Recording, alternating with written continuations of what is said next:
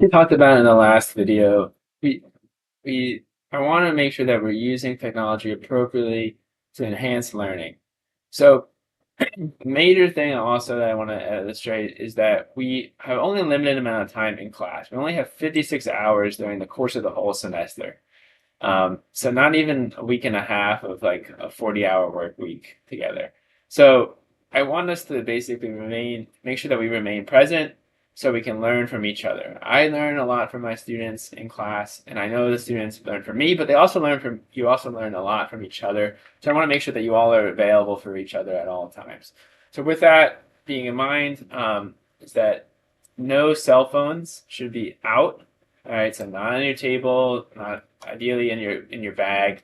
Whenever we're giving a presentation or during any type of class session, right? And then laptops should only be used if it's required for the activity. So if we're doing something in Excel or MATLAB, of course, bring out your laptop. You're going to do that. But outside of those specific uses where we're using the tools, stay in your bag. Okay.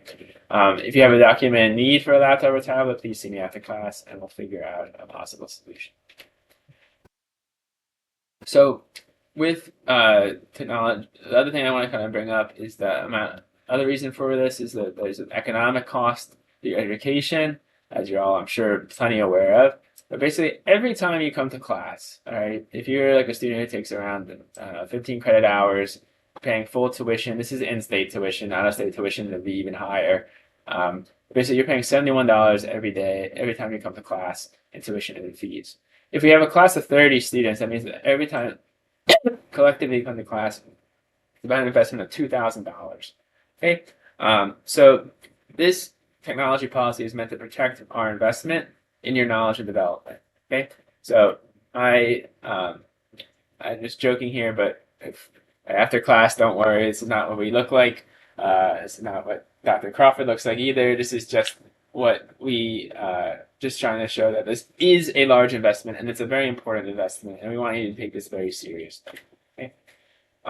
Additionally, we're going to talk a little bit about academic dishonesty, but basically the idea is that if you're doing an activity that is subverting the educational process, basically to complete or assist in the completion of an academic assignment, very broadly, that's the definition of academic dishonesty. I will report these cases of academic dishonesty. If you're uncertain about whether an action is academically dishonest, please see the instructor. And then if you need an extension and you just don't have time to complete an assignment, I understand this occasionally happens during the course of the semester. Try to communicate that you're stressed out, that there's just not enough time to do all the work that you have in all your courses. I can try to give you an extension. I can't say I can give you a month or something like that, but maybe a day, a couple days or something like that. That's definitely doable. But the major thing, like you would at your future employers, you need to communicate these needs to your instructor or to your superiors so that they can work around those issues. All right, so I want to talk about artificial intelligence too, really briefly, because it relates so much to academic dishonesty. It's not, let's say, always academically dishonest, and I want to make sure that I'm not anti-AI. I think it's very ethically complex, but AI can be used, I would say, in these two senses. It can be used as a shortcut to avoid deeper thought and comprehension of a subject. So like basically an AI doing the assignment for you, or artificial intelligence could be used to explore a topic in greater detail. So that's something that you need to determine.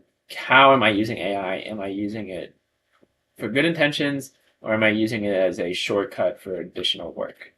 All right. So to help you kind of navigate this use of AI, I want to talk about green light, basically three different categories of use. Green light, which I think are uses that I think are pretty valid. It doesn't mean that they don't have any caution to use it, but I'd say they're pretty good uses of artificial intelligence. Yellow light is just kind of like in the middle, where it sometimes is good depending on how you're using it, and then red light, which are cases where I think it really helps, it really subverts the learning process, and prevents you from developing some critical thinking abilities. So here are some examples So in terms of trying to study for a quiz, you can use it for brainstorming or improving your writing, maybe using like a tool like Grammarly or something like that.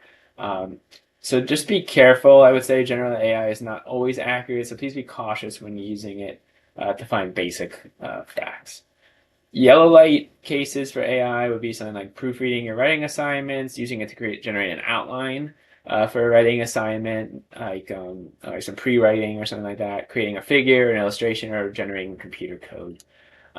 So if you're doing these types of things, I would recommend that you write a very short description, maybe 3 sentences or something like that, maybe 5 if it's really complex. But how you basically use the AI when you complete the assignment. Okay. And then red light cases would be something like if you used AI to just do your exam for you, that would be bad use.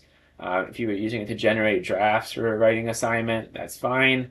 It's not fine at all. Sorry, that would be a bad use. You just can't generate the text. You need to generate the first draft of text on your own, and then you can use proofreading and stuff like that. You can try to feed it into artificial intelligence. I'm not totally against it. Just needs to be used well. And then answering pre-class or pre-lab assignment reading questions. So again, doing the assignment for you. Okay, so so please think about how you're using AI. Are you using AI to get a desired outcome, like a better grade, or are you using AI to kind of enhance your ability to reason, understand, or analyze, evaluate, or create? So use these types of questions on how you guide your AIs in this course and kind of beyond in your personal life as well.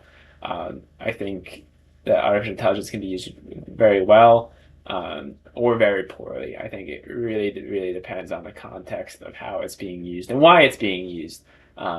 So just be careful, especially I think in an educational setting. It can definitely be tempting to use it as a shortcut.